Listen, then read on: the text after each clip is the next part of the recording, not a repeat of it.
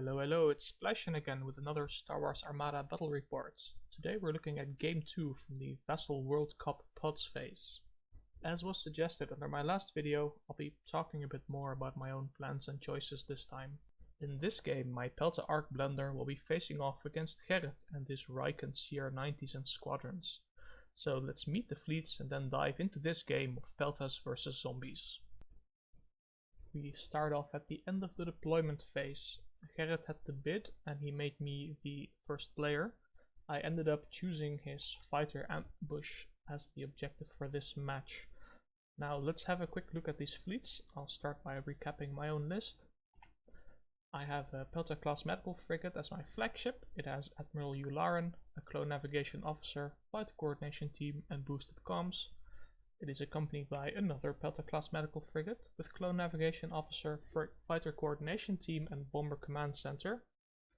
A third Pelta medical frigate also with clone navigation officer and fighter coordination team and also parts resupply.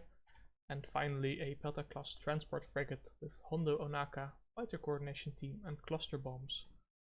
I have my squadron wing deployed, Ahsoka Tano hanging out in the back, Anakin and the V-19 turret hanging out in front, and most of the arcs deployed at the left between his ships and mine.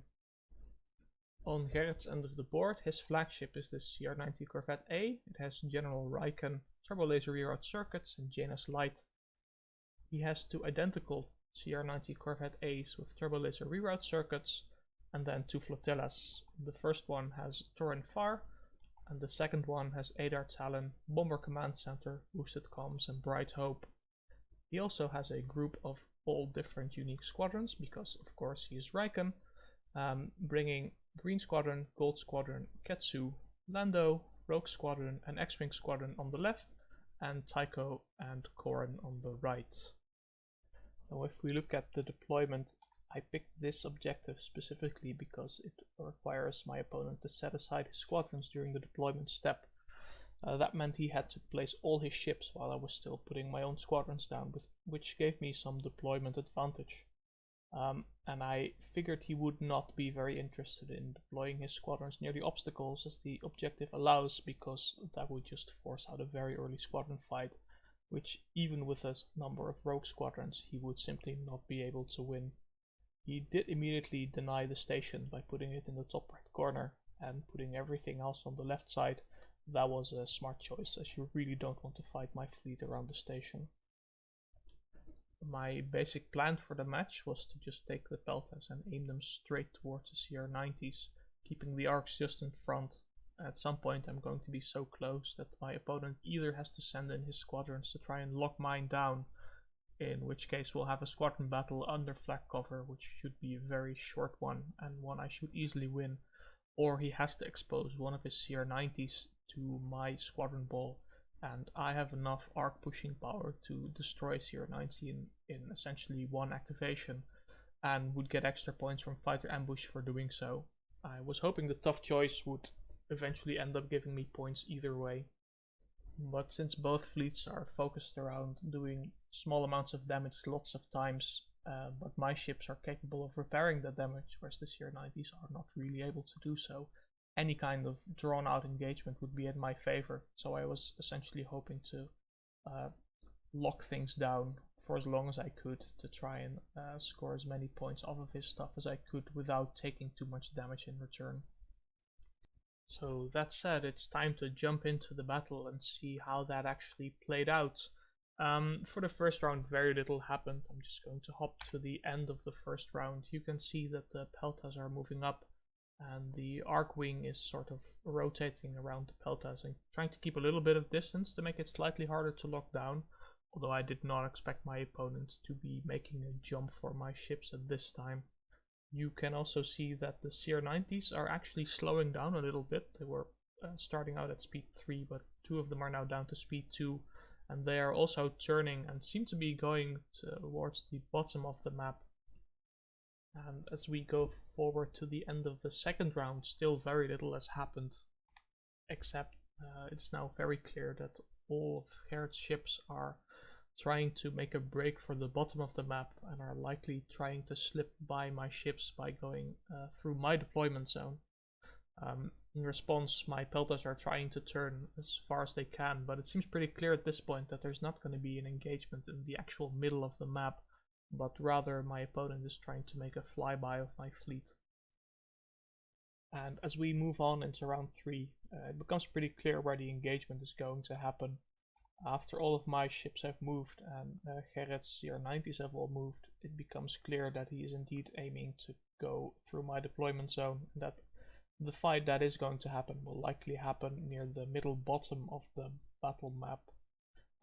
I've here also spread out my arcs a bit more because they're slowly closing in on the enemy fleet, and my plan of having him choose between jumping his squads in or exposing his CR90s to the bomber attacks is pretty close to actually happening.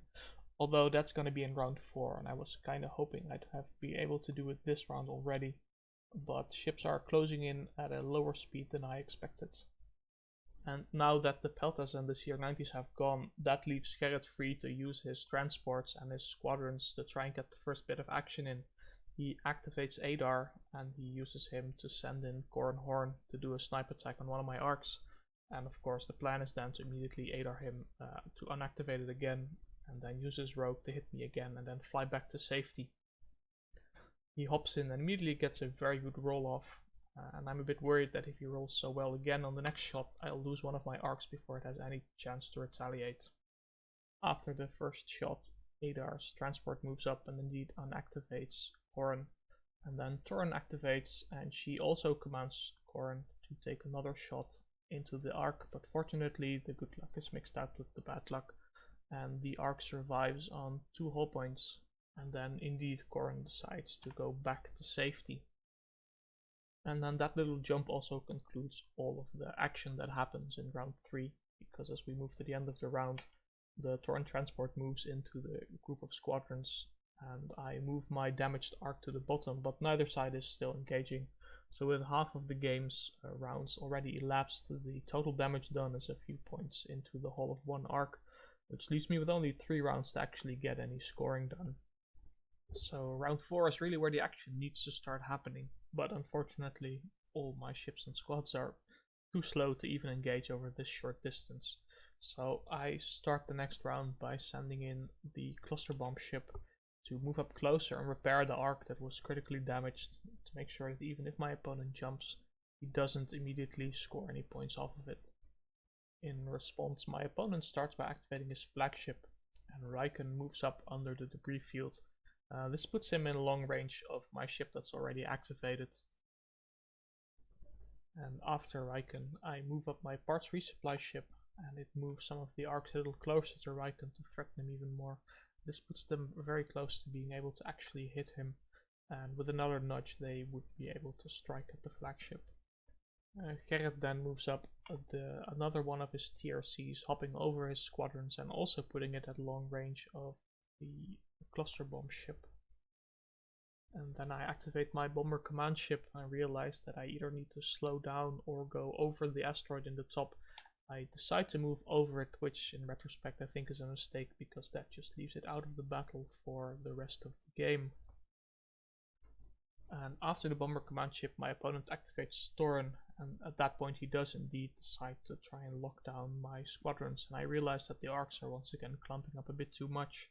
He sends in Tycho, who attacks my escort torrent and has a very good roll, bringing it down to 2 hull, and then follows this up by sending in Green Squadron as well, who has not so much good luck and manages to take the torrent down to 1.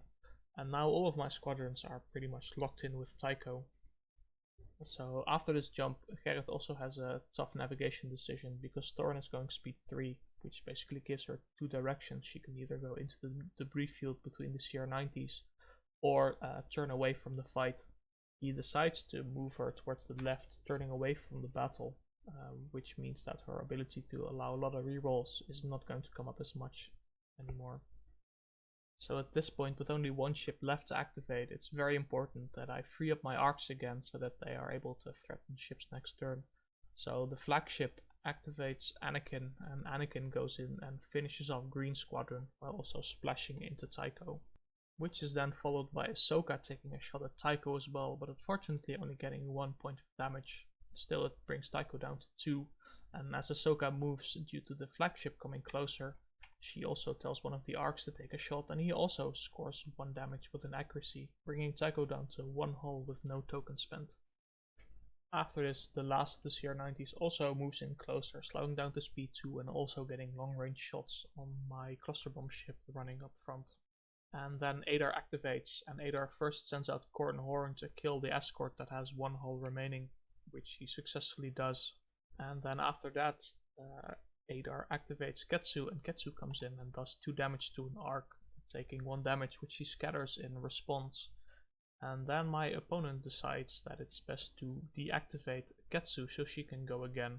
And that brings us to the squadron phase, where my arcs in the first activation manage to strip Taiko's scatter token, taking a few points of damage, and my opponent sends up Gold Squadron and his generic X-Wing. And then on my second round of activation, one of the arcs kills off Taiko, and then I realized that Ketsu has Grit, but I also have 1 arc engaged, so I decide to slightly scoot that up, thereby locking Ketsu in place. And I remember my opponent commenting, "Oh yeah, I forgot I had to move her first," while I also forgot I had to lock her down first, and we both decided to do other things with our first activation because it was getting pretty late. And then after this, Rogue Squadron and Lando Calrissian also move up a little closer, and it became clear at this point that there was going to be a pretty big squadron brawl on round 5. So for the 5th round, I decided that it's too risky to send the cluster bomb ship up even closer, as that would probably put it in blue range of all the CR90s. So I go first with the parts resupply ship, which is in the middle of my fleet. It hands out some repairs and then uses its squad token to send Anakin and one of the arcs in to hit the enemy squad ball. Anakin manages to get a good hit on Corn Horn, which we later realize is a mistake because the X-Wing escorts should have been the one that took the hit. And the arc manages to get some good damage into the X-Wing.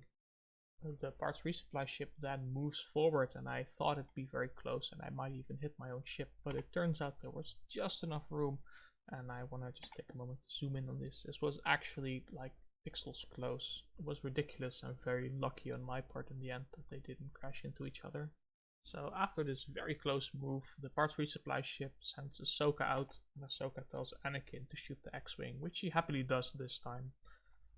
So after the kill of another squadron, Adar activates and he sends Lando in, and Lando finishes off my severely damaged arc, scoring his 2nd squadron kill. And Adar follows up by also sending out Gold Squadron to hit on one of the other arcs. And now once again my arcs are mostly locked down by Lando, except for the one on the asteroid who is obstructed from him. So I am again in a bit of a pickle, but I'm hoping I have enough firepower to clear Lando out before the end of the round. So at this point I do decide to send in the cluster bomb ship. While this will expose it to a lot of fire from the CR90s, it's also the only one that can probably save the arc, and it has a lot of flak power that it wants to bring to try and clear out the enemy squadron wing. So it first repairs the arc back up to 6 hull, then activates the 2 arcs on top of Lando, who both deal decent damage, and then unloads its own flak into Lando, Gold and Ketsu and manages to hit every single point of damage. So as it moves up, Lando is already brought down to 3 hull with his brace used, and Gold and Ketsu are near dead. And while I worry that the cluster bomb ship is now going to be destroyed by taking 6 attacks from CR90s over 2 rounds, I'm hoping it's tough enough to pull through, or that at least its sacrifice means I get a chance to take out some enemy ships as well. So after this barrage, Torren activates and she commands Corran and Ketsu. Corran manages to immediately undo all the repairs I did on the arc, bringing it back down to 3, and then Ketsu follows up with 2 more damage, bringing it down to 1. But at least the counter shot from the arc takes away Ketsu's scatter. And at that point, Torren has no other options. Going speed 3 and being pointed away from my fleet, she leaves the fight. And so after this, the flagship activates and the arc takes immediate revenge on Ketsu, killing her. But in hindsight, that was probably a bad move, as after that Ahsoka activates, hitting Lando, but just barely not taking him out because she failed to reroll into an accuracy. And now he is on 1. And if the arc had shot him as well, he would have been dead and I would have had 3 arcs for the next round. Unfortunately, since Ahsoka was my last opportunity to kill Lando, this means he's gonna make it through the end of the round. And that means he's gonna be around all of next round as a zombie. And then after this intense bit of squadron fighting, all of the CR90s activate and all of them in turn hammer on the cluster bomb ship, knocking out a lot of its shields and taking away its evade, ending it up at 4 hull and a handful of shields remaining. But at least it managed to fight itself through the first round and will have an opportunity to take some revenge on the next one. And that brings us to the end of this round. And so at the end of round 5, I've lost 2 of my generic squadrons and my opponent has lost 4 of his squadrons, with all the ships still being on the board. And my original idea of making this a bit of a drawn out battle is going to fail a bit because we were running out of game rounds. So heading into round 6, I decide to start off with the cluster bomb ship, which is severely damaged and needs to take some repairs before it dies. It fixes up some shields and then orders Anakin into the attack. Anakin immediately knocks out Corran Horn and splashes damage into Golden Rogue, and then I decide to take no chances with killing Lando and just tell one of the arcs on top to fire on him. That kills off Lando, but of course Rieekan immediately turns him into a zombie and he sticks around for the rest of the game, locking down pretty much all of my squadrons. After that, not really a kill, the ship itself immediately flags down Gold Squadron and manages to do a minor hit into the ship next to it before moving up and displacing Rogue Squadron with its move. Immediately after that, Adar activates and tells Rogue Squadron to hit the ship in the nose before backing off, and it's only now upon looking at this replay and making a video I realize I probably forgot about my only opportunity in the entire POTS phase to actually use my cluster bombs. But at least my flagship activated immediately after, and Ahsoka, having grit, just followed up and killed Rogue anyway. And so with the entire enemy squad being either dead or zombified, the flagship took one more hit into the CR90, which responded by firing out its butt into the cluster bomb ship before buggering off. And then after that, the Rieekan flagship activated, fired its side into the Pelta, bringing it down to a single point of hull before also flying away, and that left the final activation of the final CR90 to actually score a kill on my cluster bomb ship, and Lando in zombie mode, finishing off the arc on 1 hull, which essentially concluded the game. So as I feared, the Pelta was not able to withstand 6 attacks from CR90s with turbo laser reroutes, but it managed to survive through a lot of it. It was pretty close. And if we look at the final state of the game, I lost 1 of my ships and 3 of my generic squadrons while taking out my opponent's entire squadron wing. And since neither player managed to score any damage card with squadrons, there were no victory tokens in play. So it just came down to how cheap is a Pelta, and the answer is cheap enough that even losing 3 squads and a Pelta, I can still win with a margin of victory of 37 points if I take out all enemy squadrons. So I got a little 6-5 out of this match. But looking back, if I had to do this again, I would have deployed much closer to the center.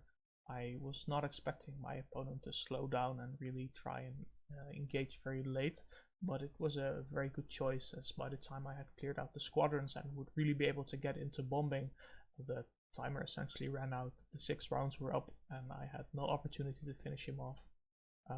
In the 7th round, I likely would have scored a whole bunch more points from bombers hitting ships, but alas, the game doesn't go that far. All in all, I'm not unhappy with the result. A 6-5 is still a win.